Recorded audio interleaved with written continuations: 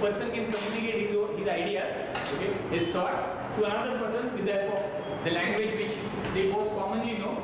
So similarly, drawing is a language, okay, through which an engineer can communicate about his thoughts about any engineering component. Okay. He can communicate all these ideas, all these details to another person. And this drawing will not only give the information about the size and shape, but also about the manufacturing process, the surface finish, and other mechanical properties also. Okay, that's why this drawing is a complete. This drawing can completely represent, describe, okay, an object. Okay, and that's why it is very important for us. And for as an engineer, it is very important to understand the basic concepts. Okay. And today in this discussion, we are going to discuss about the basic concepts of orthographic projection. So first thing, what is projection? What is projection? So projection is an art of representing a 3D object on a 2D plane.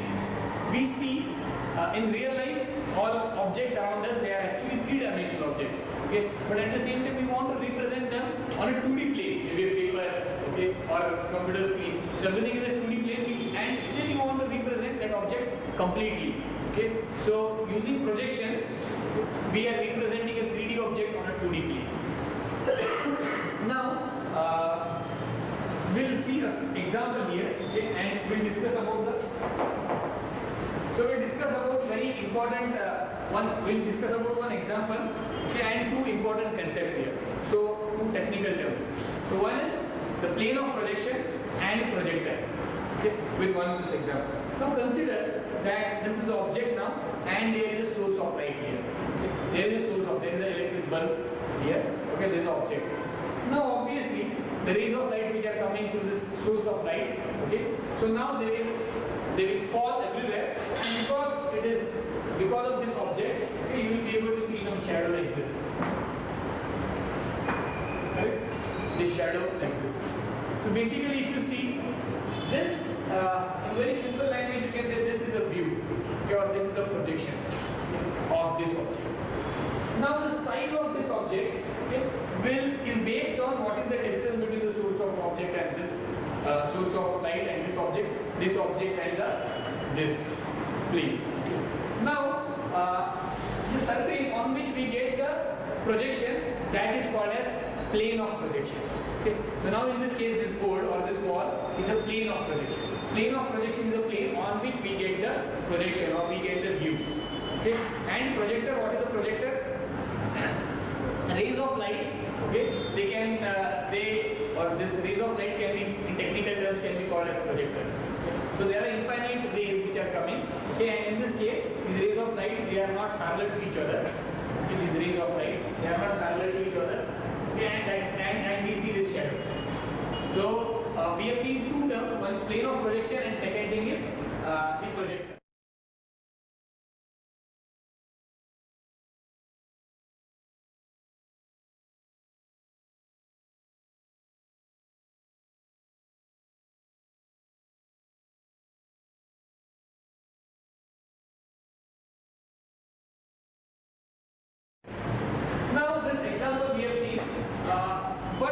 There are actually many methods, or there are different types of the projections.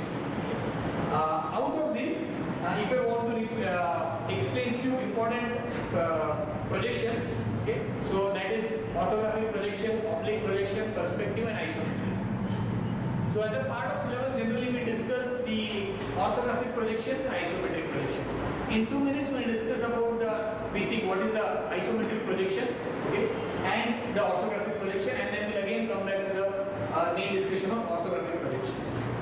So, what I have discussed now, what I have told now is 4 methods of oblique, okay, isometric, oblique projections, isometric projections, then perspective projections, and orthographic, which are 4 commonly used methods of projections, in which these 3 types, except orthographic, they are actually the pictorial, they come under the pictorial projections. What does it mean by pictorial projection? Just take this simple example. This is a square prism, we can say. Now in this, this one drawing is giving you information about the 3 dimensions. this one object, it is drawn in such a way that it is giving information about this one single view, is giving you information about the 3 dimensions. Whereas in the orthographic projections, in one view, it only gives information about the 2 dimensions, and that's why in the orthographic projections, it is also called as multi-view method of projection. So it uses at least 2, okay, or 2 or more than 2 views to represent one single object. Okay, yes. Now, so this is a pictorial projection, and this is a pictorial projection which gives you this is a single view method. Okay, only one view is there, and in one view represents the 3. It gives you information about the 3 dimensions. Okay. Now coming back to the orthographic projections. Now, what are the particular characteristics of orthographic projections?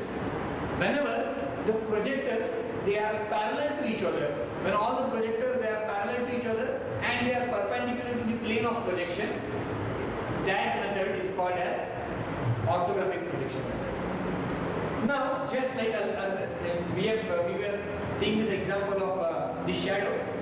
In that case, actually object may be this much, but still you may get a larger image here. Okay. So it may give you information about the shape, but not about the size. And for that, so this information, this view is not very helpful. So when it will be helpful? When this view is giving me the correct information, that is correct size and shape, both the things. Okay. And in the orthographic projections, we assume that observer, okay, is at infinite distance. When we consider that observer is at infinite distance, what does it result? It results in that all the projectors, they are now parallel to each other. Because observer is at infinite distance, all the projectors, they are parallel to each other, and all the projectors are perpendicular to the plane of projection. And that's why you can see a front view as a front view only. That means if this is a object of 100 mm length, this is and this 40 mm, okay, as this the square is 40 mm. So front view you will be able to see as 100 by 40 only. That means the true shape you will be able to see, and that's why this view or this method is actually very useful. Okay, this in the orthographic projection we can represent object very precisely. Okay, yes. So what are the conditions? What are the peculiar characteristics of orthographic projections? 2 characteristics. One is that all the projectors, they are parallel to each other. Okay, and second thing, the projectors are perpendicular to the plane of projection, and that's why it gives you information about one view. Okay, it gives you information about in the one view the 2 dimensions in one view, exact size and shape. Okay, yes. So now, before we move ahead, now we'll discuss about a few important technical terms. So these are important technical terms which we are going to discuss. Okay, and it is very important before we move ahead to understand all these terms. Plane of projection means the plane on which we get the view, okay, or we get the projection. Then projector, we know that now in the example which we have seen, the rays of light, okay, or lines, they are called as projectors.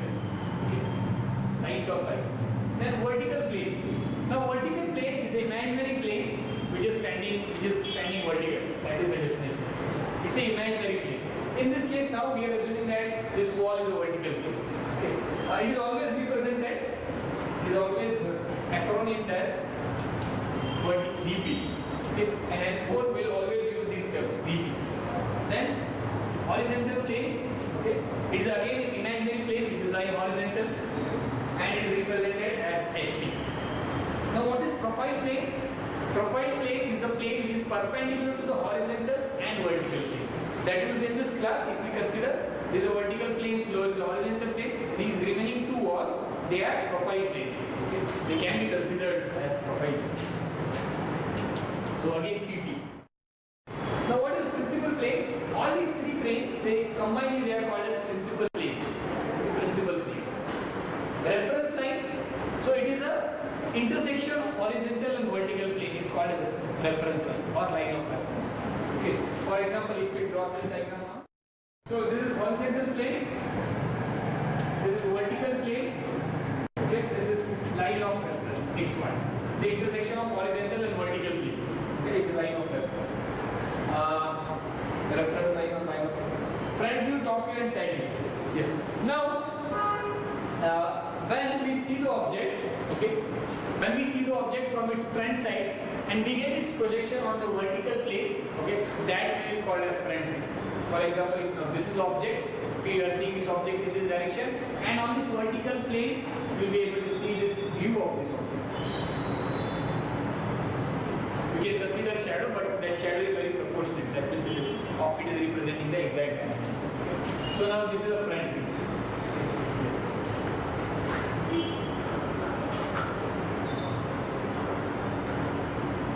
So this is a front view. What is the top view? When you see any object from its top side and you get the view on the horizontal plane, that is a top view.